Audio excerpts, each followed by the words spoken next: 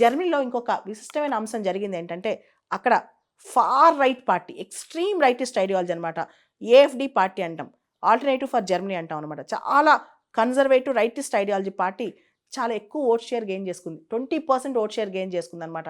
మనందరికీ తెలుసు ప్రపంచవ్యాప్తంగా రైటిస్ట్ పార్టీస్ గెలుస్తున్నాయి, కాకపోతే ఎక్స్ట్రీమ్ రైట్ కూడా ఓట్ షేర్ బాగా పెరిగిపోయింది అనమాట. ఫార్ రైట్ పార్టీ అంటాం ఏఎఫ్డి పార్టీని.